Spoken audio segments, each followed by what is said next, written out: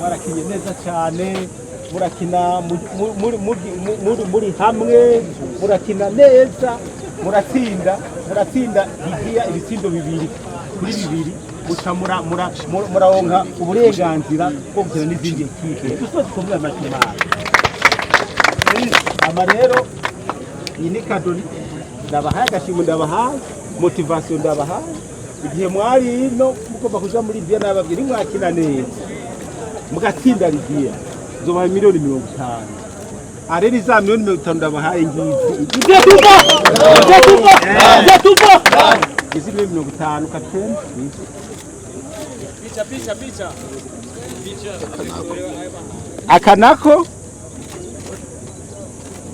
akanako na mahera ya ministeri yari yabemereye. Kira joueur yari yamwemeye kizomuha amajana 300 dollars par joueur. None rero igihe mwagenda nta mwagiye mutwaye waje tuyababikira rero areni ngira ni ibihumbi ndwi jone ni 7800 dollars. Arene ni iwanyu muce mugenda muyahe umuryango wanyu muyifashishe ngaya. Murakoze cyane rero, mugume muri hamwe mwimirije gukina urukino rukomeye cyane n'ababanyi bacu abatanzania. Kandi ntabwo turavye urukino mwakinye muri Libya, mwakinye neza cyane, murakina muri hamwe, murerekana urukino rwiza cyane, cyo tumwaciye muronka intsinzi. None tubasabye rero muco mugira ikintu cyitwa discipline, muje hamwe mutegura urukino muzokina mu misi mu kwezi kuza.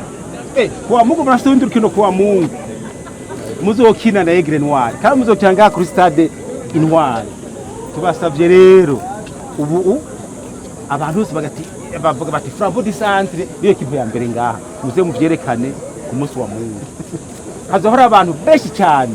Aigle Noir ni ekipe y'u Burundi nayo murako yakinye neza cyane, nayo nyene muri gakina naho na Djibouti gakina neza. Mugabo rero muze mwerekana urukino rwiza, mwese muri abarundi bamwe mukina neza ndabize. Mugabo dushaka ko muzotsinda, rega je utsinda na ekipe ufowe yuko havamwe agatsinda, muze mutsinde. Tubifurije insinzi ya dimanche nayo, kandi mugende mugitegura urukino neza muzotsinda, Imana izobafasha. Murakoze.